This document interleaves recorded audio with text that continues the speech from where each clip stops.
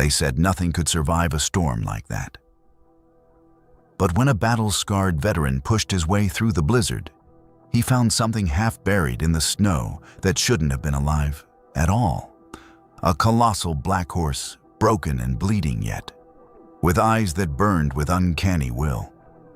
What happened after he dragged the beast back from the edge of death would unravel secrets long thought lost, force him to face the family he'd driven away, and prove that sometimes the storm doesn't come to take, it comes to give back. Before we dive in, let us know where you're watching from. And if you enjoy this story, don't forget to subscribe. The Carter Ranch spread across the Montana Valley like a kingdom carved out of wilderness. From the porch of the main house, a man could look for miles in any direction and see nothing but open range, rolling prairie to the south, the dark shoulders of pine-clad mountains to the north, and a horizon so wide it seemed to swallow the world. It was a place both cruel and generous land that could feed 10,000 head of cattle in the summer, and then turn against them in winter, burying the range in white silence until spring thawed it back to life again. Elias Carter, owner of that empire, stood at the center of it all like a granite outcropping in a storm. At 53, he still carried himself with a hard poise of a cavalryman. His back was straight, his step steady, and his gray eyes carried the same penetrating focus that had once scanned enemy lines through the smoke of battlefields. His thick hair, now streaked with iron, was cropped short the way soldiers kept it. And though he dressed plainly, a wool shirt, denim trousers, a weathered coat, there was an undeniable authority in his bearing. Those who knew him said Elias Carter was a man forged in two crucibles, war and wilderness. He had served with the Union cavalry during the Civil War surviving campaigns that had broken younger men. He had known the heat of saber charges, the crack of rifles at dawn, the stench of horses and men lying dead together on muddy fields. When the war ended, he did not linger among veterans who tried to drink their memories away. He rode west, carrying nothing but his discharge papers, a saber he rarely spoke of, and a will that refused to bend. Montana had welcomed him the way it welcomed all men, with silence and challenge. He built his first cabin with his own hands on a piece of land no one else wanted, too far from the nearest town, too exposed to wind. He worked dawn to dusk, cutting timber, breaking sod, and scrimping every coin until he could afford a few head of cattle. He lost them to wolves one year, to drought the next, but he never quit. Neighbors watched him with a mix of pity and admiration. Slowly, stubbornly, Elias Carter made the land yield. By the time 2 decades had passed, the Carter brand marked thousands of cattle across the valley, and his ranch was one of the largest in Montana territory. Yet success came with solitude. His wife Anna had died young, taken by fever before they had celebrated their 12th anniversary. Their only child, Clara, grew up with a father who loved her fiercely but struggled to show it. When she was 21, headstrong and weary of his stern silence, she left with a man Elias despised. That wound never healed. Clara's absence lingered in the house like an unspoken ghost, and Elias never mentioned her name again. To outsiders, he was the model rancher, wealthy, disciplined, reliable. To those who lived under his roof, he was a man of routines and iron rules, who kept his grief locked away behind a wall no one dared climb. If Elias was the heart of the ranch, Silas Boone was its backbone. At 55, Silas was older by only 2 years, but carried himself with a looser air. His face was broad and weathered, his beard iron gray, his eyes steady and pragmatic. He had fought beside Elias during the war, sharing campsites and near-death charges, and when the army disbanded, Silas followed his old captain west. While Elias claimed land and chased cattle, Silas helped raise fences, build barns, and tame wild horses. What bound them was not friendship in the warm sense, But a soldier's trust tested under fire, proven in hunger and hardened by loss. Never thought I'd end up babysitting cows, Silas sometimes joked around the men. You're not babysitting, Elias would reply without a smile. You're securing an investment. Silas had learned long ago that Elias was not a man to waste words. But when Elias did speak, others listened. And when Elias erred on the side of stubbornness, Silas was the one who dared to counsel caution. Ranch hands respected him as much as they feared their employer, for Silas carried authority that came from fairness. He dealt wages, straight-settled disputes, and kept the men in line when Elias was too distant to bother. In many ways, Silas was the ranch's steady compass, the one who knew when to follow orders and when to temper them. Among the dozens who worked the ranch, 3 stood out as pillars of the outfit. Rafael Ortega was the quiet one. At 40, he had lived many lives already born near the Rio Grande, raised on hard borderlands, where wars and raids were constant. He had ridden with militia units, tracked bandits, and lost more friends than he could name. His Spanish was thick on his tongue, but his English precise. And he had a gift for reading land that astonished the younger cowboys. He could look at a bent blade of grass, a faint line in the dust, and tell which way a steer had gone or how long ago. Elias valued him not only as a top hand, but as the ranch's eyes and ears in a country that could turn hostile in a heartbeat. Noah Briggs was the youngest, a boy of 19, tall and wiry with enthusiasm that sometimes outran his judgment. He had grown up dirt poor in a mining camp, his father dead in a cave, collapse, his mother broken by illness. Noah had drifted to the Carter Ranch, half-starved, asking for work, and Elias had taken him on. What the boy lacked in experience, he made up in energy and devotion. He rode hard, learned fast, and often reminded Elias of himself at that age, unpolished, headstrong, but stubborn enough to endure. Silas kept a watchful eye on Noah, correcting his mistakes, while Elias saw in him a chance to mold the next generation. Then there was Jedediah Pike, oldest of them all at 60. His hair was snow-white, his hands scarred from decades of frontier scrapes, and his voice rough from tobacco and whiskey. Jedediah had drifted from Texas to Dakota, leaving behind a trail of stories, half true, half legend. He had seen Indian wars, cattle stampedes, riverboat gambling halls, and more gunfights than he cared to count. Around the bunkhouse fire, he spun yarns that enthralled the younger men, tales of desperados and near misses punctuated by his wheezing laugh. But when it came to a fight, Jed's aim was steady, his trigger finger unshaken by age. The men knew if trouble ever rode up the trail, Jed would be the last one standing guard. Together, this circle, Elias, Silas, Rafael, Noah, and Jed, formed the living core of the Carter Ranch. Each man brought something the others lacked: discipline, pragmatism, cunning energy, and experience. It was a crew forged not by chance, but by years of trust, hardship, and the kind of loyalty only the West could demand. The ranch itself mirrored its master's sturdy, functional, stripped of excess. The main house was a fortress of logs and stone built to withstand both blizzard and prairie fire. Inside, the rooms were broad but plain. The walls bore Elias's trophies of achievement, framed certificates from the Montana Cattlemen's Association, photographs of prize-winning bulls, and the Carter brand burned iron mounted above the hearth like a coat of arms. There were no family portraits, no feminine touches, nothing to remind visitors that once a woman and child had filled these halls.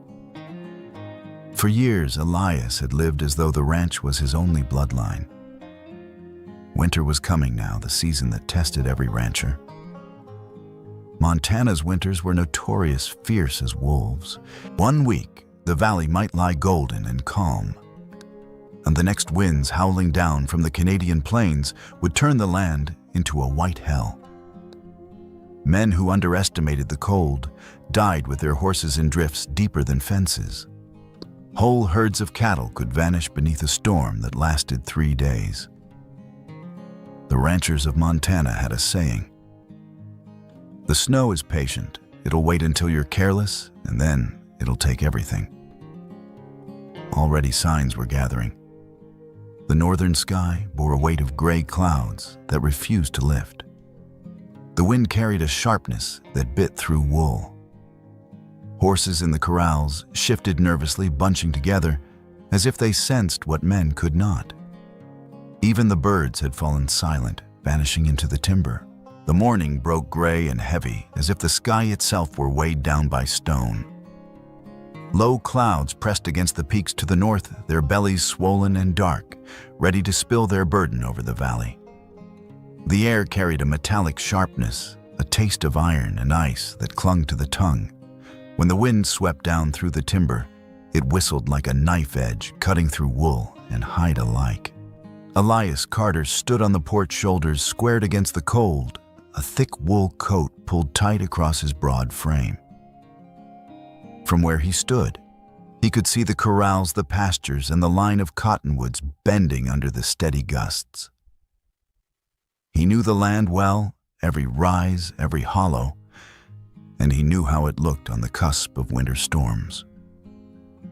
But this morning, something about it unsettled him. The cattle clustered together, lowing softly as they shifted their weight, turning their rumps toward the Winistit in a gesture as old as the species. Horses in the barn stomped nervously, their hooves striking against the plank floor in a staccato rhythm. He could hear them snorting, blowing steam into the cold air, restless in a way that had nothing to do with hunger or thirst. Even the chickens had gone quiet. No songbirds flitted from the trees, no crows circled above the pastures. The silence was complete, as though the world were holding its breath. Elias leaned on the porch rail, eyes narrowed against the dim light. "It's coming," he muttered to himself. He had lived through 30 Montana winters. He had seen blizzards roll in like armies, smothering the land in white, leaving behind frozen carcasses of cattle, drifted fences, and the bitter tally of losses. Storms were a fact of life, something a man endured, calculated, and recovered from. But this storm felt different. He couldn't explain it, not yet, but the sense gnawed at him like an itch beneath the skin. Bootsteps crunched on the frozen ground behind him. Silas Boone emerged from the bunkhouse, pulling his sheepskin coat tighter against the cold. His broad face was set in grim lines, his beard rimed with frost. He paused at the foot of the porch, scanning the horizon with the same veteran's eye that Elias had been using. Barometers dropping like a stone, Silas said, his voice rough from years of smoke and weather. "We ought to move the north herd down before this thing hits. Another day they'll be buried in snow up to their horns." Elias nodded but didn't answer. His gaze stayed fixed on the mountains where the clouds boiled and churned like dark surf. Silas climbed the steps and joined him at the railing. "I'll send Raphael and the boy. Jed can back them up. Between the three, they'll have those cattle tucked into the creek bottoms by dusk." "That's the sensible way," Elias murmured. Silas studied him with quiet suspicion. "Then why do I see that look in your eyes, Elias? Same one you had at Antietam right before you ordered us across that bloody cornfield. Don't tell me you're thinking of riding out yourself."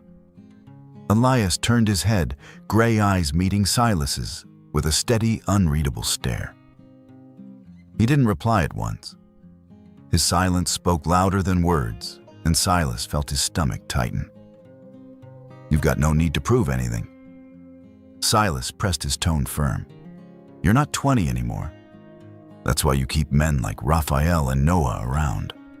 Let the young ones freeze their hides off. You stay here where you belong, running the ranch, making the calls." Still, Elias said nothing. His breath steamed in the air, his jaw set hard.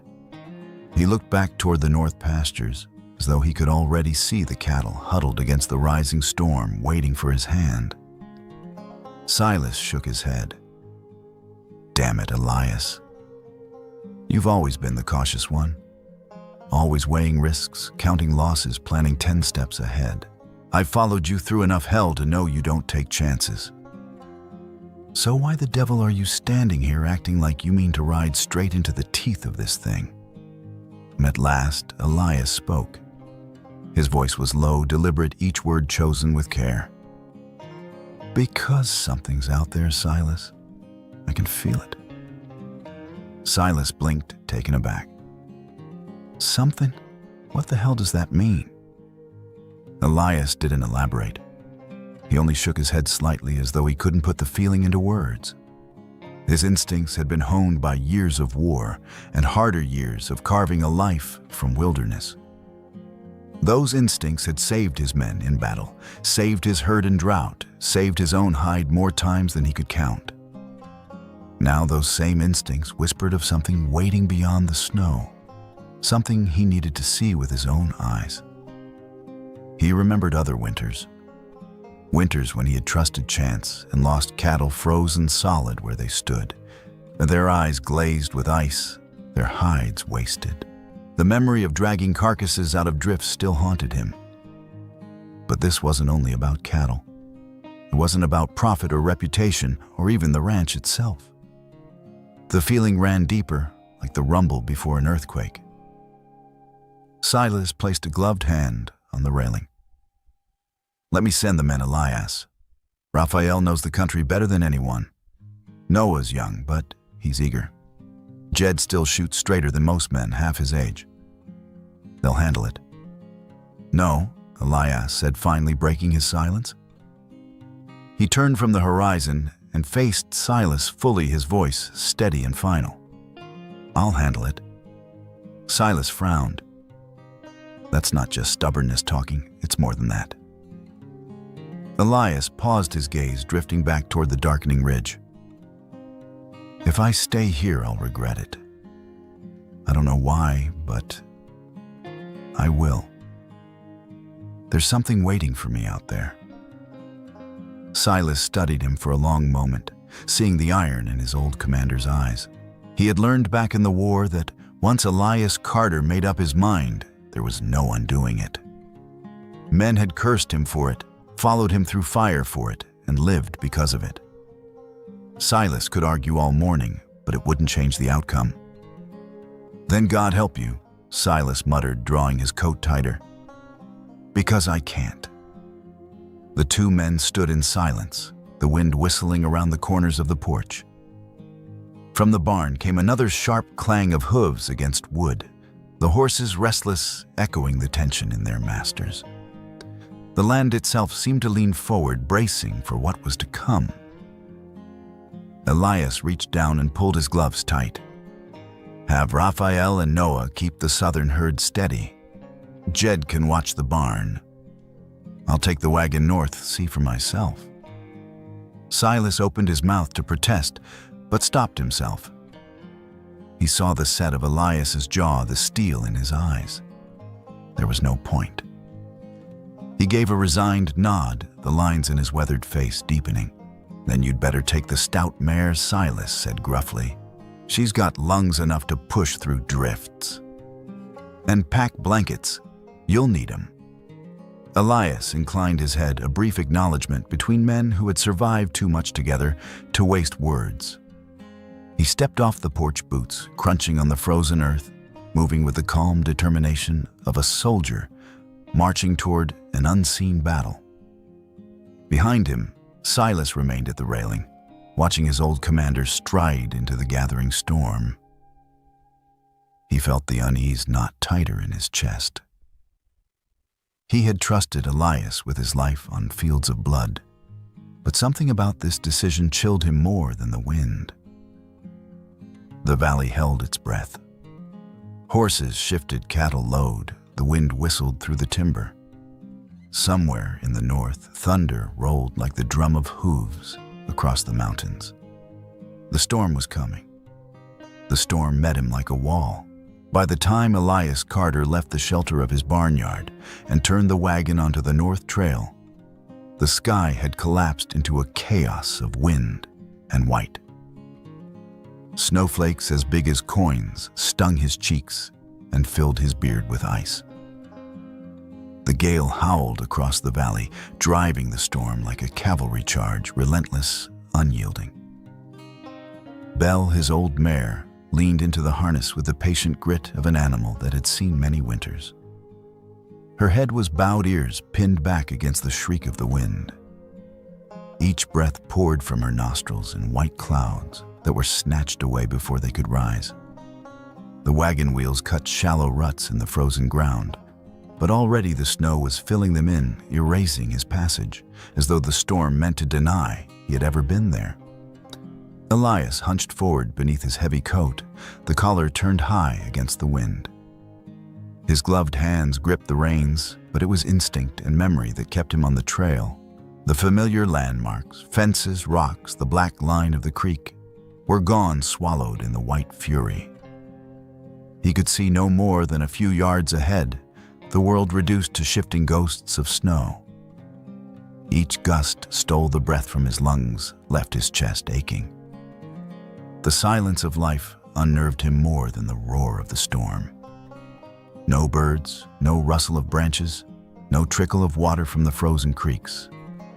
The storm had drowned them all. Only the groan of wagon timbers and the squeal of frozen axles answered the wind. Belle stumbled once, dropping to her knees before surging back upright. Elias steadied her with a wordless murmur, patting her flank with a numbed hand. "Steady, girl. Just steady." She responded with a flick of her ears, pushing on. They climbed a rise where the land opened toward the north pasture. Here, the wind struck harder, slamming into them like waves against a cliff. Elias squinted into the blur, trying to orient himself. He should have seen the line of cottonwoods that marked the creek bed. Instead, there was nothing but the white whirl of snow, endless and directionless. For the first time in many years, Elias felt the creeping uncertainty of being lost. He leaned forward, urging Belle into the gale, when something shifted in the corner of his vision. A shadow. It was faint, little more than a darker smear against the rolling drifts. He blinked snow from his lashes, peered hard. At first, he thought it was a fallen tree half buried, or perhaps a boulder uncovered by the wind. He almost dismissed it until it moved. Not much. Just the faintest twitch. A tremor, a slow, agonized struggle, as though something buried alive had summoned the last of its strength. Elias hauled back on the reins. Belle stopped gratefully, her sides heaving, head low. He stared into the storm, his soldier's instincts sharpening. That was no rock, no tree, something alive. For a moment, common sense urged him to ignore it. In a storm like this, wandering from the wagon was suicide. If he lost sight of Belle, he'd be swallowed by the white void. He should mark the spot in his mind and return when the storm passed. But another voice rose inside him, deeper and stronger than reason. It was the voice that had pulled him through battlefields when men screamed for help, the voice that had driven him to charge into fire for a fallen comrade. He could not leave it, not while it still fought. Elias looped the reins over the wagon brake and pulled his scarf high around his face. "Hold steady, girl," he told Belle, though his words were ripped away by the wind. Then he plunged into the snow. Each step was a battle. The drifts reached his knees, sometimes higher, swallowing his legs and dragging at him with cruel weight. The wind shoved him sideways, forced him to lean at an angle just to stay upright. Ice bit his cheeks, froze the moisture in his beard. He staggered, cursed under his breath, pressed forward. The shadow grew. At 20 yards, it took form, a mound half buried in snow. At 10, his heart lurched. It was a horse, a massive horse. Elias stopped dead-chest, heaving eyes wide despite the sting of snow. He had seen tall horses, war mounts bred for the Union cavalry, rangy mustangs on the open plains, but nothing like this. The creature's shoulders rose nearly to his own height, even collapsed as it was. Its body was draped in ice-crusted mane and snow-drenched coat black beneath the white covering. One hind leg was twisted awkwardly, swollen and raw. The rest of its body bore cuts and scrapes where it had fought the storm. Its head lay half-buried nostrils flaring weakly, each breath a fragile puff of steam. The eyes were closed lashes, frozen into clumps of ice. Elias thought it was finished until the lids lifted. A single eye rolled open, dark and bottomless. For the briefest instant, their gazes locked. Elias felt something strike deep inside him, as though the storm had fallen silent. That eye was not wild with panic, nor dull with animal exhaustion. It was lucid, pained, yes, exhausted beyond measure, but aware, pleading. Elias swallowed hard. Good Lord. He crouched beside the fallen beast, brushing snow from its muzzle with a stiff glove. The horse shivered faintly, managed to raise its head an inch, then let it fall again with a grunt. No, Elias muttered. Not today. You're not dying out here. He pushed himself back to his feet, every joint stiff from cold. His breath came hard, ragged. He turned, fighting his way back to the wagon. Belle whickered when he reappeared, tossing her head, as though asking what madness her master had chosen now. Elias clambered onto the bed of the wagon, pulled free a length of hemp rope and a heavy canvas tarp. His hands were numb, clumsy, but he worked with the grim patience of a man who had done hard things before. The return trek to the Black Horse nearly finished him. Snow had filled his earlier tracks, erasing the path. Twice he stumbled, went down, face first clawed his way back up. By the time he reached the beast again, he was panting like a bellows. All right, he muttered. Let's see if we can get you moving. He worked the rope beneath the horse's chest, tugging and shoving until it was looped around the massive girth. Every tug cost him breath, every knot tested his numbed fingers. The horse groaned, twitched feebly, but did not resist. On the contrary, it seemed to brace as though offering what strength it had left. Easy. Easy, big fella. Work with me. When the rope was set, Elias staggered back toward the wagon, dragging the line through the snow. He hitched it to the traces beside Belle's harness, tightening the knots. Belle tossed her head uneasily, ears flicking back, sensing the presence of another horse behind the wall of snow. Come on, girl. One more job out of you. He climbed back to the Black Horse, patted its neck. The flesh beneath was ice cold, the hair stiff with frost. On your feet now. Just one push.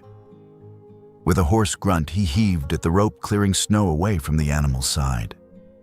Belle leaned into the harness muscles, bunching nostrils flaring. The rope strained. The Black Horse shuddered, shifted, then slid a few feet. Elias clawed snow away, freed one leg, then another. Again Belle pulled. Again Elias shoved and shouted, "Up, come on up!" The horse gathered what little remained of its strength. With a groan that was almost human, it heaved its chest off the ground. Legs flailed weakly, slipped and then caught. The animal lurched sideways, collapsing against Elias with bone-jarring weight. He gritted his teeth, braced, his shoulders shoved. And then, impossibly, the giant horse rose. Not fully, not with the proud bearing of a charger, but enough to stagger forward, dragged and guided, until Elias and Belle together wrestled it to the wagon. With the last of his strength, Elias guided its trembling body into the bed, half lifting, half pulling. The horse collapsed their sides, heaving steam pouring from its nostrils. Elias threw the tarp over its shivering form, piled blankets, until the mound looked like some crude monument. He stood there, bent double lungs, burning vision, blurred by ice and sweat. His arms shook from exhaustion, but the black horse lived. Elias rested a hand on the animal's great neck. Beneath the frozen coat, a faint warmth pulsed. The eye opened once more, meeting his gaze. There was gratitude there, and something more, something that sent a chill down Elias's spine that had nothing to do with the storm. "You're not done yet," he whispered hoarsely. "Not today. Not while I've got breath." He stumbled back to the driver's seat, took the reins with hands that trembled, Belle's snorted ears twitching. Elias patted her neck, murmured, "Good girl. Just one more pull. Let's get us all home." The wagon lurched forward, wheels grinding through the drifts. Behind him, under tarp and blankets, the giant horse trembled, but its breath came steadier now. The storm raged on, but Elias Carter felt a strange certainty as he drove into the white void. Whatever fate had thrown across his path, it was not accident. He had pulled more than a dying horse out of that snow. The wagon slid through the yard like a ghost, white with rime and blowing snow, the bay mare blown and trembling in the traces. Men spilled from the bunkhouse and saddle shed when they saw what lay under the canvas boots, thudding, breath-smoking voices rising in startled bursts that died as quickly as they came. Elias swung down stiffly, his coat frozen into hard folds, his face cut raw by the wind. He threw back the canvas with one hard motion. Holy Mother, Raphael breathed. Never seen a horse built like that.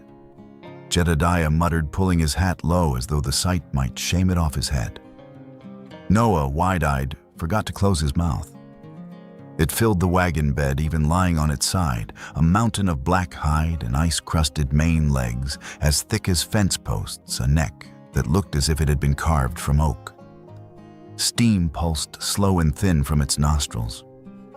One hind leg lay at an angle swollen beneath frozen hair. The animal's eyelids fluttered, showing a slip of dark eye. "Quit gawking." Elias said, his voice raw but steady. "Get the big stall in the east barn ready. Fresh straw, every blanket you can find. Wind breaks up. Move." The men scattered. Silas, who had come out last and stood watching in stony silence, moved to Elias's side. "You aim to keep it alive, you'd better do it quick." "That's the idea." Elias eased a hand against the horse's neck. Under the ice there was warmth, faint as an ember buried in ash. "All right, big fella. You made it this far." They worked with the practiced economy of men who had dragged more than one half-frozen beast out of danger. Elias and Silas rigged a sling from a wide strap and the wagon rails. Raphael steadied the horse's head. Noah and Jed braced the far side. Belle leaned into the traces again, the wagon creaking as they inched the load toward the barn. The horse groaned a deep, resonant sound that seemed to shake the boards beneath their boots, but did not fight. Inside the east stall, the world narrowed to warmth and breath. Lantern light threw a honeyed glow across walls beaded with frost. Straw rustled as they patted the floor. Wind thumped at the shutters and hissed under the eaves. In here it was a different season, held back by wood wool and stubbornness. Elias cut the last strap and let the black topple onto the bed of straw. For a long second, the animal lay still. Then it dragged in a breath and tried foolishly to stand. "Easy," Elias said, dropping to his knees. His hands moved without thought, one at the jowl to steady the head, one at the shoulder to keep the horse from twisting onto the bad leg. "Easy, big man. You're home. You're safe." The horse lay back, muscles rippling under the hide like slow thunder.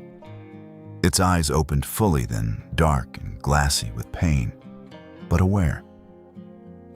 Not the rolling white of panic he'd seen 1,000 times.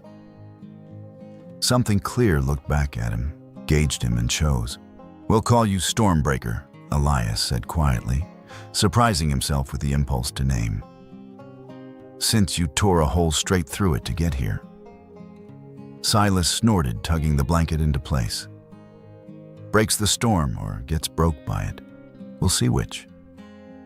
Stormbreaker breathed out a long, shuddering sigh.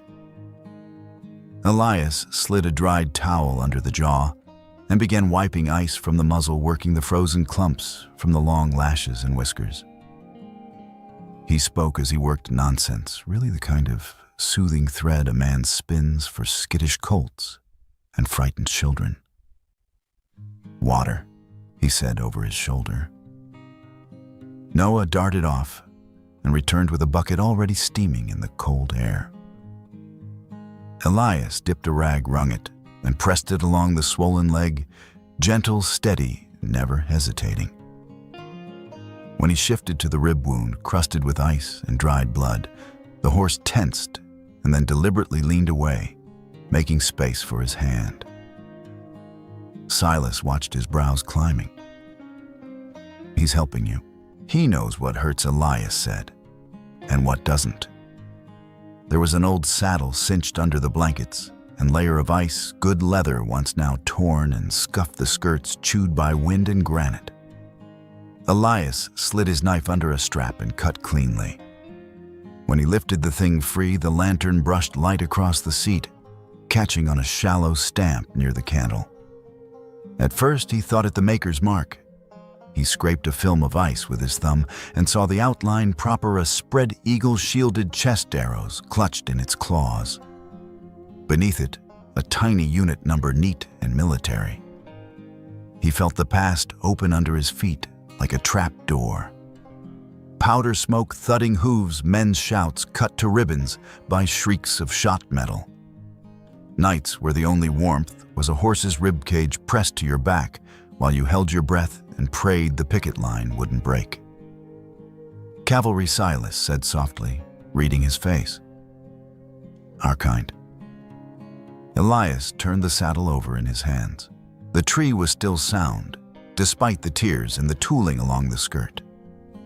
Though worn, had the neat, restrained flourish of a craftsman who took pride in his work.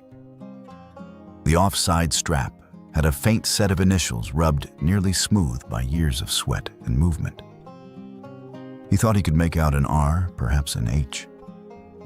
He didn't say it aloud. "You're not ordinary," he murmured to the horse without looking up. "You carry a past." Stormbreaker blinked slowly, as if he'd understood. Elias set the saddle aside on a peg and leaned in again with warm water and cloth. They cleaned the rib scrapes, packed a salve into the cracked skin along the fetlocks, wrapped the swollen hind leg with strips of wool. Through it all, the big black stood or lay, as they needed shifting weight, when Elias touched his shoulder, holding his breath, when fingers probed, relaxing, when the worst of it was done. When they tightened the wrap, the horse blew out once with a sound like agreement. "Never saw the like," Silas said, finally wiping his hands on a rag. "Most will kick you into next week for half that. This one, it's like he was drilled." Elias didn't answer.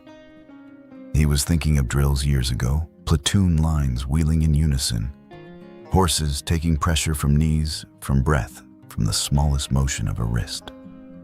He was thinking of Rowan Hale laughing in the Tennessee rain hat tipped back, saying, "Trust the horse.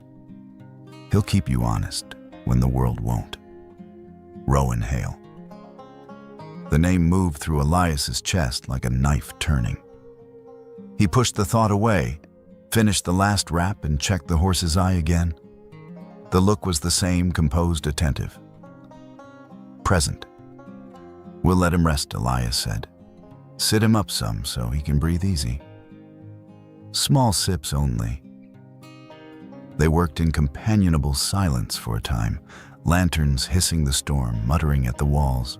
Once, when Elias's hand slipped and pressed too hard into a bruised rib, Stormbreaker's head swung slow, controlled, and his big muzzle pressed into Elias's shoulder.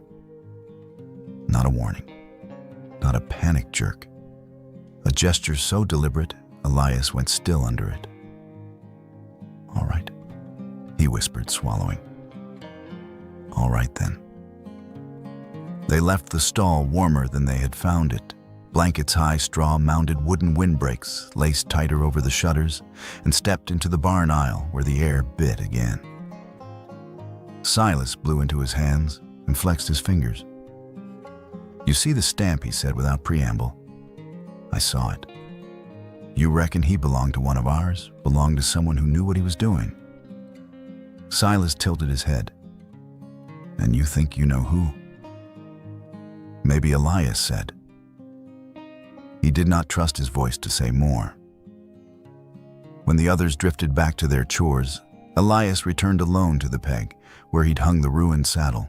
The leather was stiff in the cold, the skirts torn in a dozen places, the offside fender half-ripped free. He lifted it again and let the lantern light graze the underside. The lining leather felt a hair thicker than it should have. He frowned, ran his thumb along the edge. There beneath the ragged seam, tiny stitches finer than the rest, almost invisible beneath grime and weather. Not repair work? Something else. He reached into his pocket for his small knife. The blade was short and sharp-honed for rope and splinters. He turned the saddle so the hidden seam lay in the lamp's glow, then worked the tip into the stitches, teasing out one at a time. It was painstaking work. Twice the knife slipped and nicked his glove. At last the seam eased, and a fold of leather peeled back from the tree opening like a lid, to reveal a space no thicker than a man's finger. Inside lay a packet wrapped in oiled cloth not bigger than a man's palm. It had been tucked there with such care that it had survived snow ice and whatever chaos had brought this beast to his door. Elias held it for a moment without moving. The way one holds a memory one is afraid might break. He set the saddle down and sat on a stool near the lantern. His hands were steady by habit, but he could feel a tremor somewhere deep around his heart. He unwrapped the packet. A small photograph slid into his palm, first a tintype, clear and well exposed, the silvered surface catching fire in the lantern light. A woman sat in three-quarter view, her dark hair pinned neatly her eyes, direct and alive. In her lap, a small boy leaned against her shoulder, his face solemn in the way of children asked to hold still. The woman's mouth was on the edge of a smile. The boy's eyes, Elias felt the breath leave him like he'd taken a blow. The boy's eyes were his own, 40 years removed. The set of the mouth, the stubborn line of the brow, God help him. He had never seen the child, but the child stared back as if he had always been waiting. "Clara," he said. The name came out hoarse and small. He ran a finger reverent as prayer along the woman's cheek. Clara. It had been years since he had allowed himself to speak his daughter's name aloud. Years since the door had slammed and her footsteps had faded and pride had dug its grave between them. He had told himself he'd been right. He had told himself time would prove it. Now time stared back from a piece of tin, and he felt old mistakes stirring like snakes in winter grass.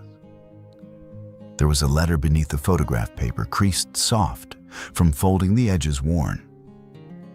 He hesitated as though opening it would open the past in a way the picture had not. Then he broke the seal of time and read, "My dearest papa." The first words bled through him like thaw. The handwriting was Clara's, elegant, a little hurried. In places the ink had blurred as if a tear or a shaking hand had smudged it. She did not waste words on pride. She told him plain. She had married Victor Malloy, the charming, laughing man Elias had warned her against.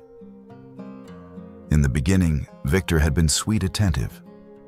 He spoke of building something grand in the Dakota boomtowns, of striking it rich, and coming back to show Elias how wrong he'd been.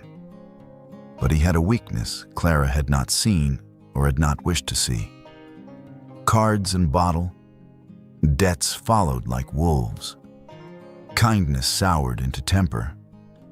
His hands, which had once held her with care, learned another work.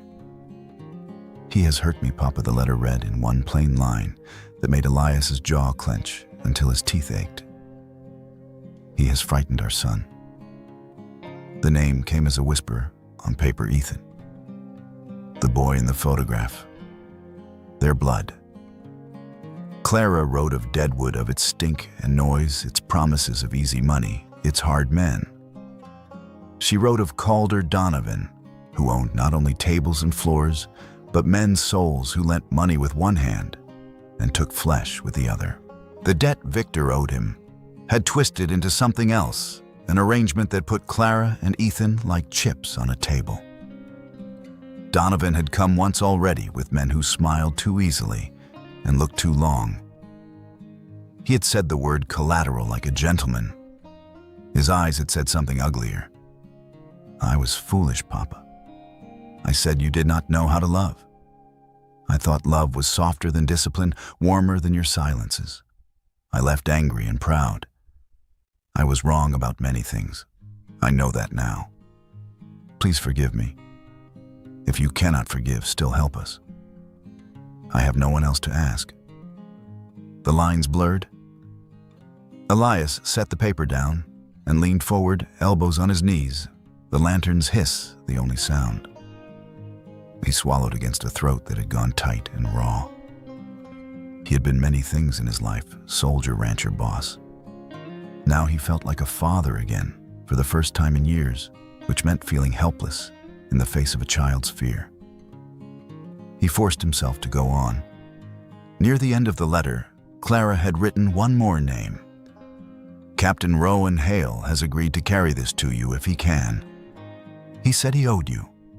He said there were still debts of honor to settle in this life. If he cannot bring it himself, he has trained his horse to find you. The horse knows your land. Captain Hale told me he had ridden with you in Montana. He said your name would be enough to turn a horse's head home." Elias closed his eyes. Rowan's laugh came back the angle of his hat, the way he'd sit a saddle like he and the horse were a single piece of muscle and will. Rowan, who had once dragged Elias from under a fallen mount while bullets stitched the ground like rain. Rowan, who had ridden away after the war with a jaunty wave and a promise to look a man up again before they were old. If Rowan had not walked up the Carter porch with this letter, it meant he had tried and failed. It meant the horse had come alone. Elias stared at the black bulk in the stall, at the shape of a head resting in straw, at the rise and fall of breath, like a tide that refused to go out. Stormbreaker. Hale's mount, if the letter spoke true. Hale's last messenger. The house was quiet that night. The storm still clawed at the valley, pressing icy fingers against the shutters, but inside the ranch house, only the faint crackle of the wood stove disturbed the silence. Elias Carter sat alone in his office, a lamp burning low beside him, the smell of kerosene mixing with the scent of dry paper and tobacco. The walls lined with shelves of ledgers and maps seemed to close in, as though they too were listening to the storm. In his hand, he held the photograph. It was small, hardly larger than a playing card, the silver tin type catching glints of lamplight. He had stared at it for so long that his vision blurred, then sharpened again over and over, until he almost feared he would burn a hole through it by sheer force of will. Clara, his daughter. Her hair was pinned back neatly, her face, older than when he had last seen it and more lined with care, but still unmistakably hers.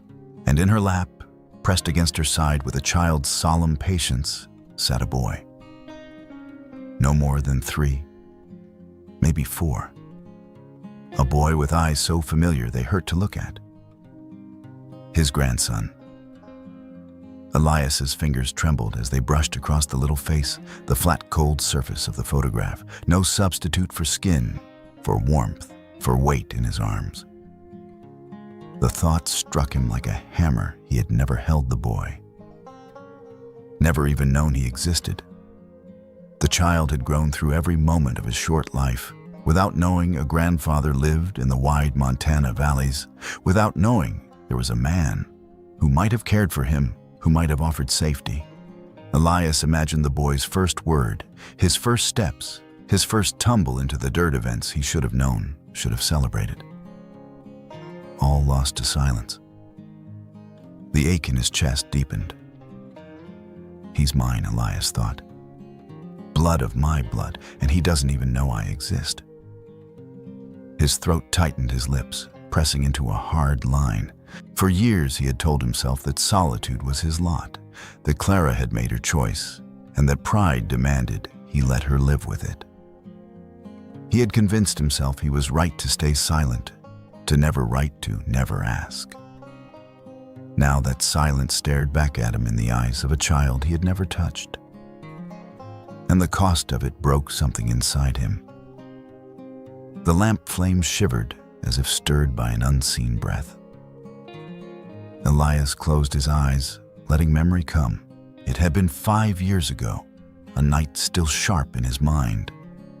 The air heavy with rain, Clara standing in the parlor with her fists clenched, her cheeks flushed with youthful fury. She had been 21, bright, willful, beautiful like her mother, and stubborn like him. "I'm marrying Victor Malloy," she had declared, her voice shaking, but her chin lifted. Elias had stood across the room, arms folded, his silence like a wall. He had done his homework. He knew Malloy's kind. A gambler, a drinker, a man who owed debts he could not pay. Elias had seen too many men like him ruin lives on the frontier. "You'll regret it," Elias had said finally, his voice as cold as the storm that pounded outside. Clara's eyes had filled with tears, but she would not back down. "You don't know him. You only see what you want. He loves me, Papa. He treats me like I matter. He'll treat you like a stake on the table the moment the cards run against him." Elias snapped. "You think I don't know men like him? I fought beside them, buried them. You marry him and he'll drag you into the dirt." But Clara had not listened. She had shouted then words that had cut him deeper than any saber. "You don't know how to love, Papa. You only know rules and orders. You've never known how to care. Mama's gone and you've turned this house into a prison. Victor sees me. You don't." The words had struck home. He had stood frozen, unable to answer, because in them she had voiced his greatest fear that his silence, his discipline, his hardness had left her unloved, unprotected.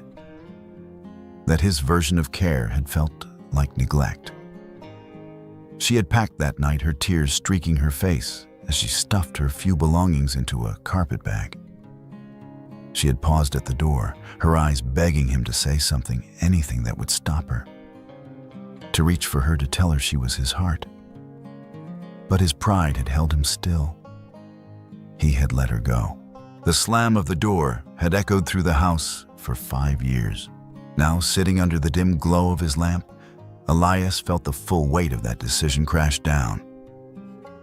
Clara's letter, her pleas scrawled in ink, blurred by tears, lay beside the photograph. Every line burned him. "You were not there when I needed you." That was what each word whispered. "You let me go, and now look where I am." He pressed his hand against the letter, as though by covering the words he could hide from their truth. But the truth was louder than the storm outside. He had failed her. Not only her. He had failed Ethan, the child forced to live in fear, to watch his mother beaten to sleep in a house ruled by violence. Elias had thought himself a protector, a man who kept the wolves at bay. But he had been blind to the wolf at his daughter's door. His silence had been no shield. It had been abandonment. The photograph blurred in his vision. He blinked hard, but the tears refused to be banished. He had not wept since the day his wife was buried, but now his chest heaved, and his throat burned, and for the first time in years, he allowed the grief to come. When it passed, he sat straighter, his breath ragged but steady, his hand clenched around the letter, crumpling its fragile folds. Slowly, he smoothed it flat again, and when he looked down, his eyes were no longer only sorrowful. They were resolute. He rose from his chair. His boots creaked on the wooden floor as he crossed to the heavy cabinet in the corner, the one he had not opened in years. The key was still on the chain around his neck. He fitted it into the lock, turned it, and swung the door open. Inside lay relics of another life, a polished revolver, a faded cavalry coat, a saber in its scabbard. The steel caught the lamplight. When he drew it free, the blade, whispering as it left the leather. The edge was still sharp, though time had dulled the shine. He held it upright, and the weight familiar in his hand. Memories rushed back, charges across open fields, the scream of men and horses, the clang of steel on steel. But those memories no longer defined the weapon. Tonight it was not a relic of war. It was a promise. "I failed you once," he whispered to the photograph still lying on his desk. "I won't again. Not you, Clara. Not the boy. I will bring you home no matter what it takes." His voice hardened, "Even if I have to spend my last drop of blood to do it." The words hung in the room like a vow carved in stone. He sheathed the saber, buckled the worn belt around his waist, and stood at the window. The snow lay across the valley like a burial shroud, and the wind still lashing the eaves. Somewhere out there in Deadwood, his daughter and grandson were waiting, trapped in a life of fear.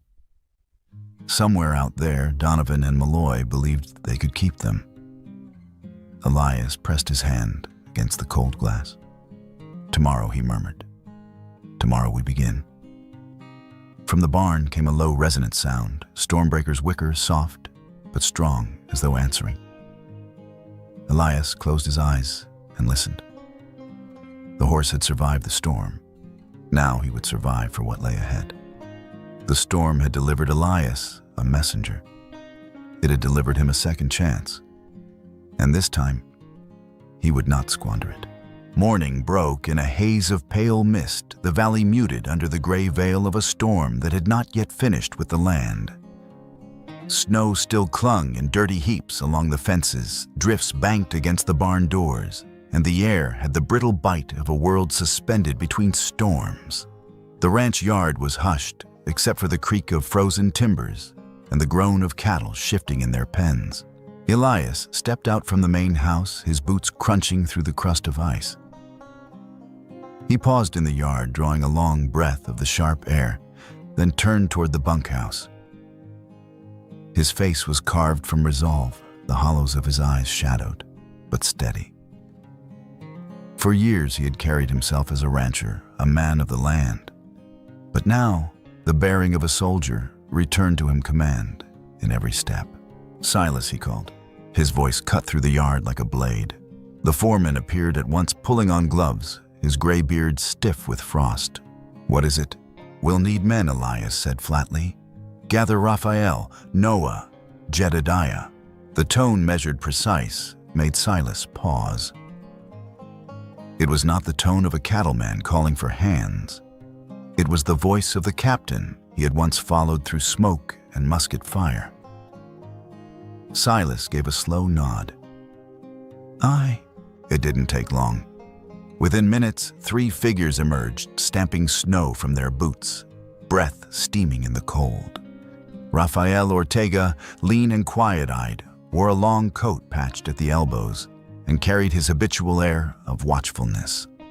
Noah Briggs, barely grown into his shoulders, was all nervous energy, his gloves too big for his hands. Jedediah Pike, weathered as an old oak, leaned on a rifle, as if it were a walking stick, his white hair tangled under a battered hat. They formed a line without being told, the unspoken instinct of men who knew when order was required. Elias looked them over, then spoke in the voice of command. "We're going to Deadwood. The words hit the air with finality. The men exchanged brief glances, but no one asked why. They knew enough. If Elias Carter said it, there was a reason weighty as stone behind it. "Donovan's there," Elias continued, "and my daughter, my grandson." His jaw tightened around the word. "She sent for me. She's in danger. I aim to bring her back." He let the silence linger. The wind tugged at coats, whistled under the barn eaves. It won't be easy. Donovan has men. Malloy's in his pocket. If you ride with me, you ride to face death. He met each gaze in turn, steady, unflinching. Raphael's dark eyes narrowed slightly. Then he gave a single nod. Noah swallowed hard, but straightened, his young jaw set. Jedediah scratched his chin with a gnarled finger, then spat in the snow. "Hell," he muttered, "death's been trying to catch me 40 years. Might as well make him run for it." One by one they nodded. No hesitation, no second thoughts. "Good," Elias said simply. The yard came alive, with quiet urgency. Raphael spread a weathered map across a hay bale in the barn, running a finger along the creases. "The trail's half buried," he said in his low, deliberate voice. "But I know the ridges and draws. We'll skirt the timber, use the valleys for cover. 2-3 days if the weather holds. Longer if it breaks again." "Do it," Elias answered. Noah packed supplies with youthful energy, his breath coming fast as he loaded saddlebags, hardtack, jerky coffee, a flask of whiskey water skins. He wrapped everything in oilcloth, his hands fumbling once or twice, before Silas corrected him with a quiet gesture. Jedediah sat on a stool, breaking down his rifle with slow precision. His old hands, though knotted with age, were steady as a clock. He oiled the barrel, checked each cartridge with squinting care, muttering to himself, "She's killed more'n her share this one. Don't see why she'd stop now." Elias moved among them, saying little. He checked tack with a soldier's eye, stirrup leathers, cinches, girths, discarding worn straps, replacing buckles from the storeroom. He counted lanterns, spare rope blankets. From the cabinet in the tack room, he gathered bandages, laudanum, salves. The preparations had the rhythm of old campaign supply, first, then strategy, then courage. Horses were led from the corral, stamping and tossing their heads, eager for movement. They were rangy, winter-hardened mounts, chosen for endurance, rather than beauty. Noah ran a brush over his bay gelding, murmuring to it as though sharing the secret of the coming ride. Raphael adjusted the saddle on a dun mare, his touch calm, efficient. Jed picked out a black roan with a wary eye, muttering about damn stubborn beasts, though he patted its neck all the same. Silas watched it all with arms, crossed, his gaze resting longest on Elias. He saw the set of his shoulders, the way he moved, no longer. The reserved rancher, but the officer, he remembered the man who had led them through chaos with steel in his voice. There was a weight in his eyes, yes, but also a fire. In the middle of it all came a sound, a sharp, deliberate stamp.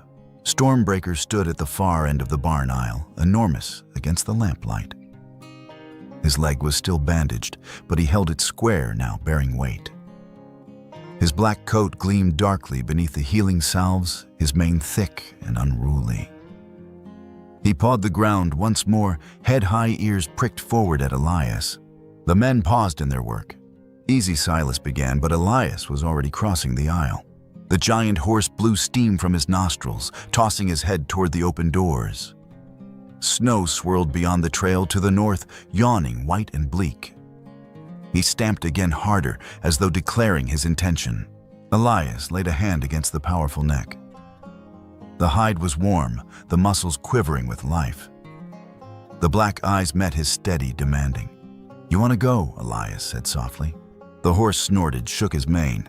Elias's lips pressed into a thin line. He had thought to leave the beast behind to heal, but he saw now the same look he had seen in the eyes of soldiers who begged to march, though their wounds still bled the refusal to be left behind. He leaned closer, his voice low, meant for the horse alone.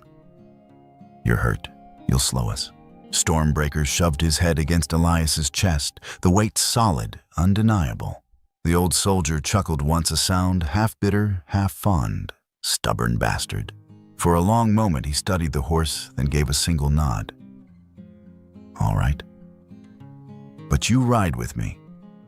Not as stock, not as burden. As comrade. The horse breathed deep, a rush of steam into the cold air, and stilled as though accepting. By late morning, the barn was filled with the smell of oil leather and resolve. Saddles gleamed, rifles lay ready, supplies were lashed tight to packs. Outside, the wind had quieted the sky, pale with the threat of another front. The valley seemed to hold its breath. Elias returned to the main house once more. His boots echoed on the floorboards as he entered the office and crossed to the locked cabinet. The key turned easily. The hinges groaned as the door opened. Inside, untouched for years, lay the saber. He lifted it free, the scabbard creaking as the steel slid out. The blade caught the light with a cold gleam, its edge still true despite the years. The brass guard bore scratches from long-forgotten battles. He held it upright, feeling its weight, the balance that had once been an extension of his arm. The room filled with ghosts, the thunder of hooves, the clash of steel, the shouts of men. But beneath the ghosts stirred something else, purpose. He fastened the belt around his waist, the saber hanging heavy at his hip. For years it had been locked away, a relic of a life he had buried. Now it hung where it belonged. In the window pane, he saw his reflection, not just the weathered rancher, but the cavalryman returned. Older, grayer, slower perhaps, but still capable, still dangerous. He closed the cabinet, snuffed the lamp, and stepped into the hall. The men were waiting outside, their breath steaming in the dim light, horses shifting restlessly behind them. Stormbreaker stood tallest of all black eyes, steady on him. The day was waning, the pale light of winter folding across the valley like thin parchment. Men were still moving about the yard, lashing down packs and oiling rifles, when the sound of hooves drifted in from the road. At first, it was faint, lost under the sigh of wind. Went through the cottonwoods, but it grew steadily clearer. Measured official, the cadence of riders who did not rush, but did not falter either. Noah, leading a horse from the corral, stopped and squinted toward the gate. Jedediah, oil rag in hand, muttered something under his breath and straightened his back, creaking. Raphael closed the map he had been poring over and tucked it into his coat with deliberate calm. Two riders appeared between the gateposts, their horses blowing steam in the cold. The first was known to them all, Sheriff Tom Bradley, a broad-shouldered man in his middle years, beard, trimmed, neat eyes, steady. He had been sheriff of the county for more than a decade, a figure both respected and trusted. His hand rarely strayed to the revolver at his hip, yet no one doubted his resolve when justice demanded it. Beside him rode a stranger. He was lean, wrapped in a dark coat that bore the dust of miles, and he carried himself with a stiffness that came from long habits of authority. His hat brims shaded sharp eyes, and when he looked over the yard, it was with the cold scrutiny of a man who expected to find guilt before innocence. They reined up in the yard. Snow crunched under iron shoes, steam rolled from nostrils. The men of the ranch had fallen silent. Elias Bradley called his voice short, his expression sober. Elias stepped from the barn, wiping his hands on a rag. His face showed no surprise, only the calm that had settled over him since the night before. "Sheriff," he acknowledged. His gaze flicked to the stranger. "And who rides with you?" Bradley gestured. "Henry Caldwell, United States Marshal's Office, Cheyenne." Caldwell tipped his hat, but the motion carried no warmth. "Carter." His voice was flat-clipped, carrying the weight of command, as though he were still on parade. Bradley dismounted, boots crunching on the icy ground. His eyes met Elias's, and for a heartbeat there was something almost apologetic there.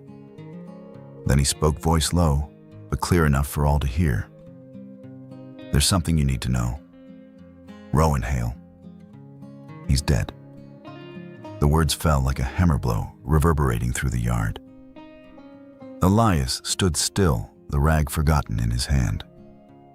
He did not flinch outwardly, but the air seemed to tighten around him. Rowan Hale. Comrade. Friend. The man Clara had trusted to carry her plea. Caldwell swung down from his horse, dusting snow from his coat. "We found his body 3 days ago. North Canyon. Bullet in the back. Execution by the look of it. Horse and gear were gone. Clean job." His eyes were cold as the snow underfoot. "Professional." For a moment, Elias said nothing. He set the rag down on the rail beside him with deliberate calm, though his hand trembled faintly before he drew it back. Rowan shot in the back. The man who had once saved his life, cut down without honor.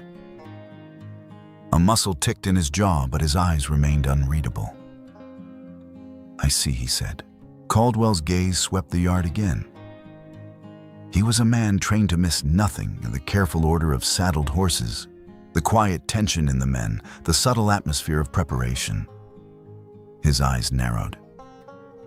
Then they caught on the figure at the far end of the barn. Stormbreaker. The great black stallion stood half in shadow, half in pale light, his bandaged leg planted firmly, his mane shifting with the breeze that whistled through the gaps in the boards. Even at rest, he was a sight to stir awe, a mass of muscle and presence unlike any common horse. Caldwell's eyes fixed sharp as a hawk's. He stepped closer, his boots striking firm on frozen ground. Well, he said slowly. "That's a sight you don't forget." The ranch hands shifted uneasily. Caldwell moved until he stood before the stall, one gloved hand resting on the rail. He studied the horse with a predator's patience. Marshall's office had reports. Rowan Hale rode a horse like this, black as coal, big as a bull. Said it was near war-trained, a beast that could stand steady under fire. Men don't forget an animal like that. He looked back over his shoulder, his eyes locking on Elias. "This is the horse, isn't it? Hale's mount." The yard went still. Even the wind seemed to hush for a moment. Noah's hands clenched around the strap he held. Jedediah's jaw tightened. Raphael's gaze flicked to Elias, then back to the marshal, his face unreadable. Elias walked forward slowly, each step measured. He stopped at Stormbreaker's side, resting a hand on the massive neck. The horse stirred, ears twitching, then stood calm, as if the touch anchored him. Elias's voice, when it came, was steady, almost bland. "I found him in the storm, half dead, buried in snow. No saddle worth the name, no marks, no trail to follow. Just another lost beast thrown by the weather. There are plenty after a storm like that." Caldwell's eyes narrowed. "No, not like this one. This horse is too damn big, too damn trained to be just another stray. I've a duty to take him in and have him checked. Evidence." Elias's gaze locked on Caldwell's steel meeting steel. His voice dropped, deliberate, the words chosen like bullets. "This horse is wounded. He won't make another mile if you drag him from this stall. You want him checked? Come back when he can stand the road. Till then, he stays." For a moment, the air vibrated with tension. Caldwell's mouth pressed into a thin line. His hand lingered near his coat, as though the badge within it gave him the right to push harder. Sheriff Bradley stepped forward, his tone quiet but firm. "Caldwell, this is Carter's land. He's always spoken straight with me, and I've never had cause to doubt him. If he says he found the animal near dead in the storm, that's good enough. We're not in the business of stealing a man's rescue." Caldwell's jaw worked, but after a long pause, he gave a curt nod. "Fine. For now. But I'll be back." "But," His eyes flicked again to the stallion, then to Elias. "And when I return, I'll expect answers." He turned on his heel, mounted his horse in one fluid motion, and reined toward the gate. Bradley lingered a moment, his gaze softening. "I know Rowan was your friend," he said quietly. "I'm sorry, Elias. We'll get the men who did it." Elias only nodded. Bradley touched his brim, then spurred after the marshal. The yard was silent again, save for the soft shifting of horses. Elias stood alone in the cold, the weight of what had just passed pressing on him. He could feel the eyes of his men on him, waiting uneasy. He let his hand rest on Stormbreaker's neck, the steady rise and fall of the great beast grounding him. Rowan was dead. Donovan and Malloy were moving pieces in Deadwood. The law was hunting too, but lawmen cared for evidence for arrests for justice written on paper. They would not hesitate to sweep Clara and Ethan into their net if it suited the case. And Donovan would not wait. The scent of weakness would drive him to act, to close his hand around collateral that should never have been his to claim. Two forces closing in from either side. And in the middle, Clara and her child. If he delayed, if he hesitated, his family would be crushed between them, another casualty in the endless war between crime and law. Neither side would mourn them. Neither side would save them. It had to be him. Elias's hand clenched into a fist against Stormbreaker's mane. The horse turned his head, dark eyes meeting his, and blew a steady breath as though echoing the decision forming in Elias's chest. "We ride now," Elias said quietly, but the words carried across the yard. His men straightened, every one of them, knowing the meaning. He lifted his gaze to the mountains where storm clouds still bruised the horizon. The path to Deadwood waited fraught with snow and danger. But the choice was made. For his daughter, for his grandson, for redemption. They rode out before dawn, the sky a pale bruise above the horizon, the valley drowned in silence beneath its quilt of snow. Breath steamed from the horse's nostrils, the sound muffled by the heavy air. Elias rode at the front, Stormbreaker, moving beside him with the steady rolling power of a creature born for burden and battle alike. Behind came Silas, Raphael, Noah, and Jedediah. Their figures blurred by scarves and dusters, their shapes part of the ghostly procession that wound northward through the drifts. The storm had slackened, but had not vanished. The wind cut across their faces like glass, and snow still fell in thin, biting curtains that erased the trail within minutes of its making. The road into the mountains was no road at all, only a series of faint notches and familiar landmarks that men like Raphael read with the precision of scripture.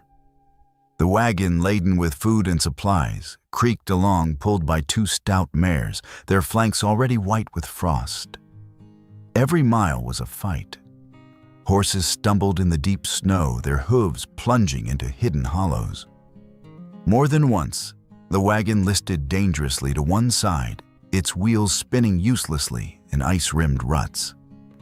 The men dismounted often, shoulders to the wheels' boots, skidding on packed snow as they heaved the load forward. Wind roared through the pines in sudden gusts that sent branches cracking, loosing avalanches of powder that half buried them in an instant. Lord above Noah gasped, once brushing snow from his face, his lips blue with cold. "Feels like the mountains trying to spit us back down."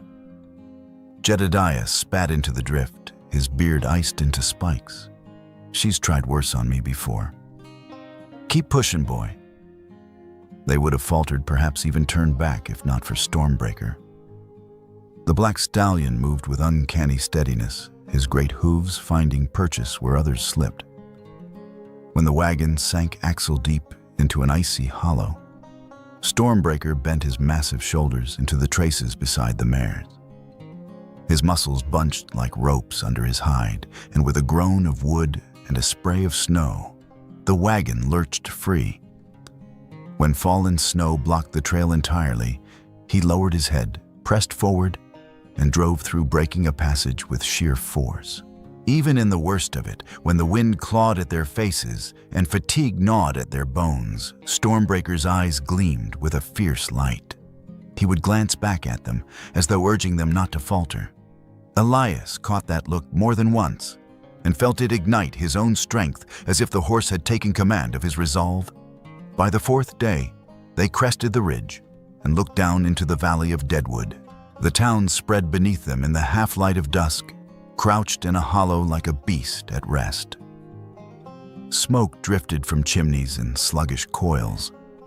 Lamps glimmered in rows along the main street, throwing pale halos through the fog. From this height, the sound reached them faintly, the muffled thrum of music, the rise and fall of voices, the clatter of wagons.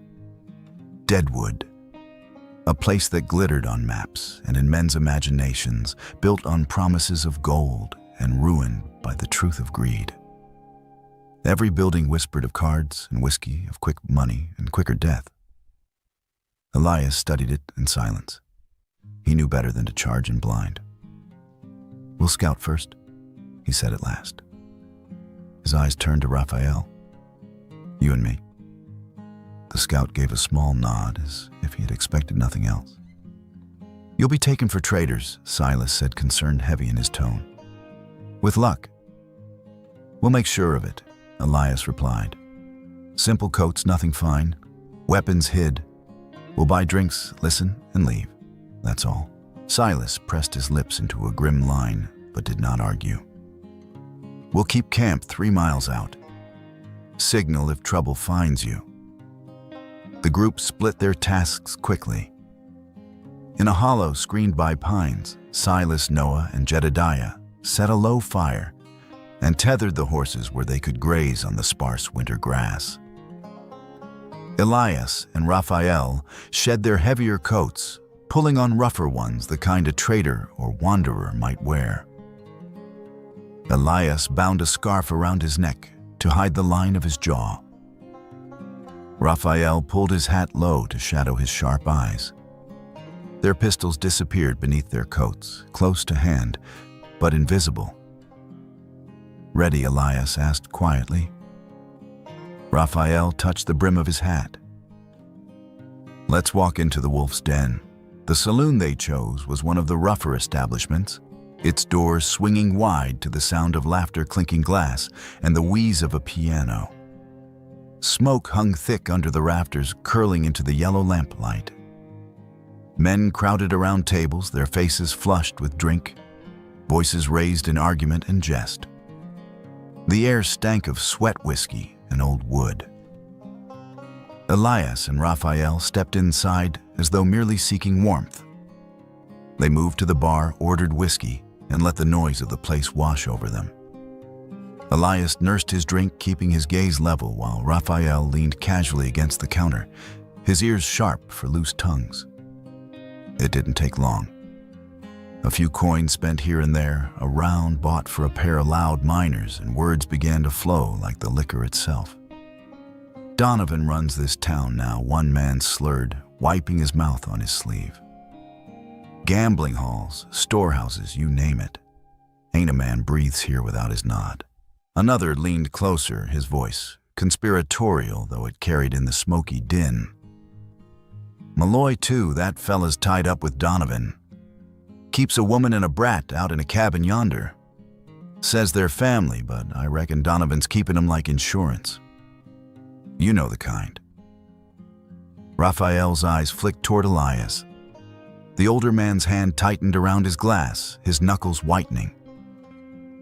A third drinker, so drunk he could hardly lift his head, muttered, "Kid cries all night. Heard Donovan say if the debts don't clear, he'll sell 'em off to traffickers down south. Fetch a fine price," he said. The man laughed weakly, then coughed into his sleeve. Elias's jaw locked. For a moment he saw red through the haze of smoke. But he forced his expression to remain impassive. He drained the last of his whiskey, set the glass down with care, and rose. "Let's go," he said to Raphael. The scout fell in step without a word. They returned to the camp under cover of night, their boots crunching softly in the crusted snow. The others were waiting, eyes sharp in the dim firelight. Elias said nothing at first. He sank to one knee by the flames, staring into them as if they were a battlefield map. His hand slipped to his coat pocket, brushing against the letter hidden there. The words of Clara's plea pressed in on him with new weight. Before he could speak, Stormbreaker stirred. The stallion had been restless all evening, tossing his head, stamping occasionally. Now he snorted sharply, ears pricking, nostrils flaring, as he turned toward the dark timber. He shifted, tugging at the rope, then jerked his head again with a low, urgent whicker. "What's got into him?" Noah whispered. Elias rose, his gaze narrowing. Stormbreaker snorted again, pawing the ground, then started forward, dragging against the lead, until Elias himself took it in hand. "Easy," he murmured. "Show me then." The stallion pulled toward a narrow game trail, his head low, nostrils working furiously. The men followed, weapons loose at their belts. Snow whispered beneath their boots as they moved through the dark woods. At last, Stormbreaker stopped at the base of a gnarled pine. He lowered his massive head and nudged the snow, pawing, until something pale showed beneath. Elias knelt, brushing the drift aside with shaking hands. It was cloth, delicate, out of place against the wilderness. A small handkerchief, edges frayed, embroidered with a single letter, C. Clara. Elias's breath caught. His fingers closed around the fabric, lifting it to the lantern light. He brought it to his face, though the snow had washed most of the scent away. There lingered the faintest trace of lavender. His eyes blurred. His hand trembled. But when he looked up, the fire in his gaze burned brighter than ever. "They're close?" He said, his voice raw but certain. "Closer than we thought." Stormbreaker blew hard, his ears pinned forward as though to confirm it. The men looked at one another, their faces grim. The time for doubt had passed. Clara and Ethan were near, held captive within Donovan's reach, waiting for a rescue that had just become inevitable. The hour was late. The world had sunk into the heavy silence that came after midnight, the silence broken only by the sigh of the wind curling through the snowbound hills. 2 miles outside of Deadwood, the band of riders crouched in a hollow, their breath steaming in the dark. The faint glow of lamps marked the town to the south, and nearer still, on the fringe of the timber, a single cabin burned with the dim light of an oil lamp. The men gathered close around Elias, the snow crunching under their boots as they shifted. The fire they had built had been doused hours ago. They needed no warmth but the fire in their veins. Elias spoke low, his voice steady, cutting through the dark. "Noah, Jed, you stay out here. Guard the horses. If things go to hell, give us cover fire, but keep those mounts ready. We'll need to move fast." The boy nodded, his young face pale in the moonlight, but there was steel in his eyes.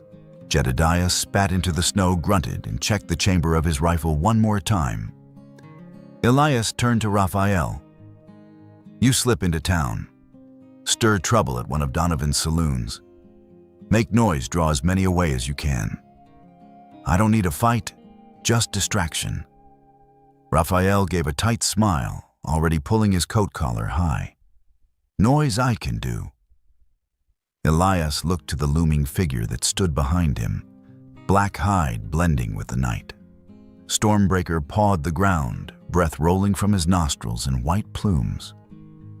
Elias laid a hand on the stallion's thick mane, leaned close until his words brushed the horse's ear. "Tonight," he whispered, "I need you more than ever." The horse answered with a low, rumbling nicker, shaking his head, the sound as deep as thunder. The men exchanged no more words. They knew. They understood.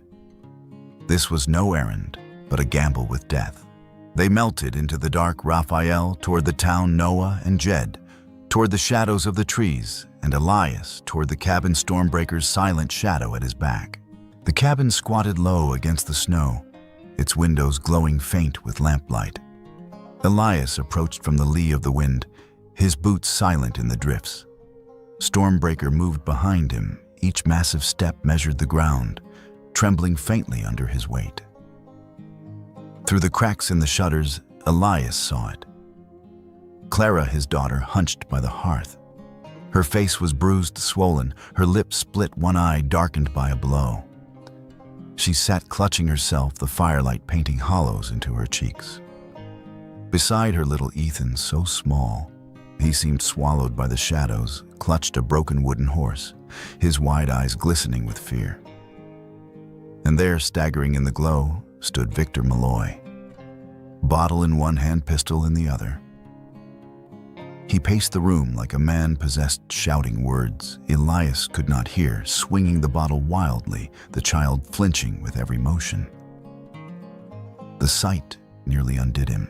For a moment, Elias felt the urge to crash through the wall with Stormbreaker and cut the man down where he stood. But discipline held him. He moved closer, the weight of the saber against his side, grounding him. Then, with a sudden decision, he raised his boot and drove it into the door. The cabin exploded with sound. The door slammed against the wall, wind and snow rushing in. Malloy spun, startled, his gun jerking up. But Elias was already across the threshold faster than age should have allowed. He struck the weapon from Malloy's grip with a sharp blow of his forearm, the pistol clattering into the firelight. Malloy reeled back, roaring with drunken rage. Elias drew the saber in one smooth motion, the blade flashing cold and bright. He leveled it at Malloy's chest, his voice a low growl. "I am her father," he said, "and that boy's grandfather." Clara gasped, her hands flying to her mouth. Tears spilled down her bruised cheeks. Ethan stared, frozen between fear and the glimmer of hope. Malloy blinked, swaying his mouth working. No. You can't." But Elias's eyes silenced him. The silence did not last. Heavy boots pounded against the porch outside. Shouts rose, angry, sharp. Donovan's men, drawn by Raphael's distraction, were converging anyway. A fist hammered against the wall. Then the windows shattered with a crash, shards spraying across the room as gunfire split the night. Elias moved without thought. He seized Clara by the arm, yanked her down behind the heavy table, swept Ethan into his embrace with the other. Bullets thudded into the walls, splinters flying. "Stay down," he barked. The door burst inward, shapes, crowding muzzles flaring. Jedediah's rifle cracked from outside, one of the figures jerking back with a shout. Another shot rang precise, cutting through the chaos. Noah's voice carried over the din. "We've got your backs, Elias." But there were too many. The cabin shuddered under the barrage bullets, tearing through the thin walls. Malloy, forgotten for a moment, scrambled toward the bottle of whiskey, crawling like a rat. Elias kicked it aside, then braced the table upright, shielding Clara and Ethan as more shots slammed against it. The air filled with smoke powders stinging their lungs. The tide of men outside thickened.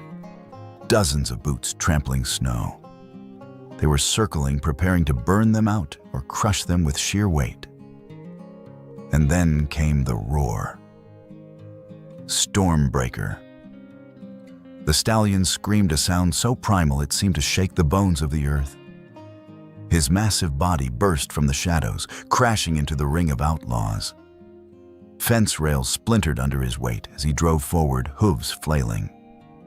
Men screamed, scattered, some trampled into the snow, others thrown back as the black fury reared and struck. His eyes blazed, nostrils flared, mane flying like a banner of war. The chaos was total. Gunfire faltered as men stumbled back, shouting over one another. Stormbreaker wheeled, smashing through the fence around the cabin yard. clearing a gap wide enough for men and horses alike. Inside, Elias seized Clara's hand, tucked Ethan under his arm, and shouted over the din, "Now move." Clara, sobbing but fierce, clutched Ethan close as Elias guided her toward the door. Jedediah's voice barked from the dark, "Go, go," as his rifle cracked again, covering their retreat. Noah was already leading the mounts forward, firing wildly over his shoulder. Elias swung Clara and Ethan onto Stormbreaker's broad back, the boy clinging to his mother's neck. With one powerful motion, he vaulted up behind them, grabbing the reins.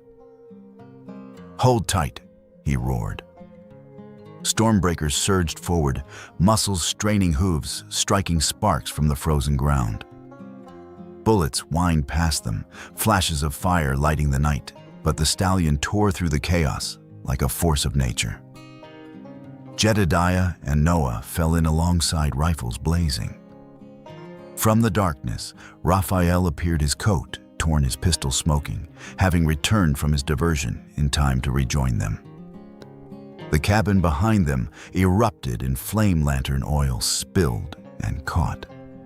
Smoke and fire chased their flight as they thundered through the broken fence out into the open night. Men shouted, shots cracked, but the sound fell behind them, swallowed by the pounding of hooves and the hiss of wind in their ears. Elias did not look back. His eyes fixed ahead, his arms wrapped around daughter and grandson, his body fused to the stallion that carried them all. The rest of the world, the bullets, the fire, the howls of Donovan's men, was nothing. Only this mattered.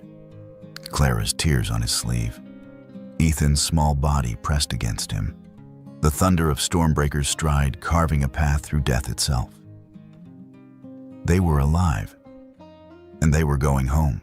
The mountains lay hushed beneath their quilt of snow, with the echoes of gunfire and shouting fading behind the riders as they pressed westward. The cabin burned in the valley below, a smear of orange swallowed quickly by the dark. Elias did not glance back. Every sense was fixed forward on the crunch of Stormbreaker's hooves, the warmth of Clara pressed close behind him, and the small trembling body of Ethan between them. They rode until the world turned gray with the coming dawn. When at last Elias called a halt in a sheltered ravine, the men slid from their saddles without words, exhaustion written deep in their faces. Noah rubbed his hands over the fire he managed to coax to life, while Jedediah sat with his rifle across his knees, eyes still sharp despite the night's ordeal. Raphael rejoined them an hour later, slipping from the shadows with the calm of a man who had walked through fire and come out whole. The camp was quiet save for the snap of the flames. Clara sat near the warmth, Ethan curled in her lap, his eyes finally fluttering shut after hours of silent terror. Elias sat apart, his back against a pine, staring into the snow-choked woods. His chest ached with a strange blend of relief and weight, a burden lifted, another shouldered. It was Clara who broke the silence. Her voice was low, hoarse, but clear in the cold air. "Papa." He turned his head. She was staring at the flames, her hand smoothing Ethan's dark hair. For a moment, she seemed unable to go on. Then her breath caught and the words tumbled out. "I'm sorry. I was wrong to leave you. Wrong to think Victor could give me what I wanted. I thought I needed love. But all I found was nightmare." Her voice cracked. She pressed her face against her son's hair to hide her tears.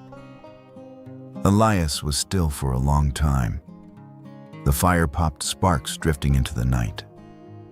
When he finally spoke, his eyes were fixed on the snow, but his voice carried the weight of years.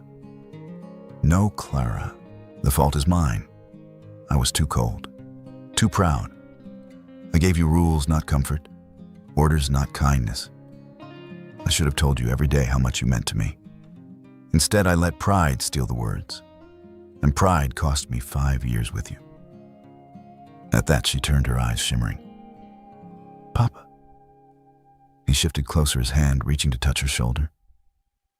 I can't undo what's past. But I can tell you this, never again. From now on, you and your boy will never be alone." The words seemed to break something open inside her. She sobbed, leaning into him, her head resting against his shoulder, as if she were still the child he once carried. He held her with one arm, the other shielding Ethan where he slept. And in that moment, the fracture that had split them years ago began to mend. The days that followed were harsh but steadier. Snow-fell wind howled through the timber, but they pressed on their pace relentless. And slowly, as miles slid beneath hooves, a new rhythm grew between grandfather and grandson. At first, Ethan shrank from Elias, eyes wide whenever the old man came near. He clung to his mother, burying his face against her coat whenever Elias tried to speak. His fear was natural. Elias knew it. To a boy raised in fear and violence, a stranger's deep voice and weathered face must seem more threat than comfort. So Elias did not push. He offered small things instead. A piece of dried bread slipped into the boy's hand. A blanket shared when the nights turned bitter. A quiet voice promising you're safe now. Sleep. When wolves howled one night from the ridge above, their calls sharp and close, Ethan whimpered in his sleep. Stormbreakers snorted, stamping the ground, and Elias lifted the boy into his arms. "Easy, lad. No harm will come. Not while I'm here." He wrapped him close, his hand rubbing the child's back, until the small body stilled. Bit by bit, the walls of fear began to crack. Ethan's eyes lingered on him longer, his lips twitching toward smiles.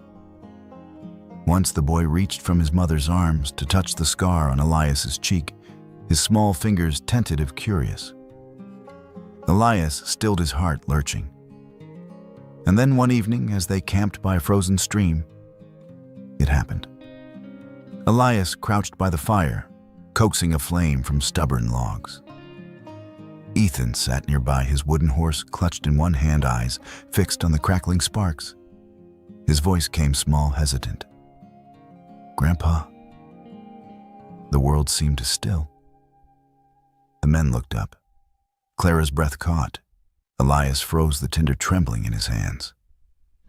He turned slowly. "What did you say?" Lad Ethan swallowed, then whispered again, "Grandpa." "Does fire scare horses?" Elias's throat closed. For a moment he could not answer, his eyes burning hotter than the flames. At last he managed, his voice breaking, "Not this one. Stormbreaker's brave. Brave like you." The boy's lips curved into the first true smile Elias had ever seen on his face. And in that fragile smile, the old man felt a new life bloom inside him. Grandpa. A word he thought he would never hear now, given to him like a gift beyond measure. From that night on, Ethan gravitated toward Stormbreaker almost as much as he did his mother. The giant horse, so fearsome to others, bent his massive head whenever the boy approached. Ethan would run his small hands through the thick mane, giggling as Stormbreaker huffed warm breath across his cheeks. Elias lifted the boy onto the stallion's broad back, keeping a steady hand at his waist as Ethan clutched the black bow of mane. "Easy now," Elias murmured. "Feel his strength beneath you. He'll never let you fall." The stallion moved with slow patience, each step measured as though he knew the fragility of the small rider. By day he carried Ethan, by night he stood near where the child slept, ears pricked, watching. The bond between them grew fast and deep, a boy who had known only fear and a horse who had walked through storm and blood. The men noticed. "Looks like fate had a hand," Jedediah muttered one morning, watching the pair. Silas only nodded, his weathered face soft. When at last, the familiar valley of Montana spread before them, the ranch hands rode forward to meet them, shouts rising on the frozen air. Men poured from the bunkhouse, their breath streaming, their eyes wide with disbelief and joy. "Mr. Carter," someone cried. He's back, but it wasn't just Elias they saw. It was Clara, bruised but alive, and the small boy who clung to her skirts. Murmurs spread like wildfire. Smiles, tears, laughter. The yard filled with voices, the gloom of winter shattered. Silas, Raphael, Noah, Jedediah, each stood proud, knowing they had brought something greater than victory. They had brought family home. Dr. Leonard Bishop Gray, and stooped but sharp-eyed, still hurried from the house with his bag. He fussed over Clara, tugging at her injuries, binding her bruises, pressing bitter tonics into her hands. He examined Ethan, listened to his heartbeat, checked his limbs, and at last nodded with satisfaction. "He'll be fine," Bishop declared, "so long as he grows where there is safety and love." Elias's chest swelled at the words. For the first time in years, the house rang with laughter. The clatter of boots in the halls was no longer hollow, but full of voices. Men greeting their mistress returned, children's feet pattering on the boards. The old ranch, once haunted by silence, breathed again. It was late one afternoon when Elias finally found a moment alone. He sat on the porch, the wood beneath him, warm from the sun that had broken through the clouds. The snow was melting, rivulets running through the yard, the valley shimmering gold beneath the winter light. Out in the field, Ethan sat astride Stormbreaker, the boy's small figure, upright with pride. Clara walked beside her, face bright, her laughter carrying to the porch. The sight rooted itself in Elias's chest, filling places long barren. He reached into his coat and pulled free the photograph, the one Hale's horse had carried across storm and death. He looked at it, then lifted his eyes to the living scene before him. Not a frozen image, not a memory, but flesh and blood, laughter and sunlight. The storm had taken much from him, but it had also given. He closed his hand around the photograph, a vow whispering in his heart, "This time, I will never lose them again." Stormbreaker tossed his head, releasing a ringing whinny that rolled across the valley. Ethan laughed, clutching his mane. Clara turned her smile, meeting her father's eyes across the distance. And for the first time in years, Elias Carter smiled back, unbroken, unburdened, whole. Thank you for staying with us until the end of this story. We'd love to hear from you. Share your thoughts in the comments below and let us know your favorite part. If you enjoyed the journey, don't forget to like, share, and subscribe to our channel for more captivating stories like this one.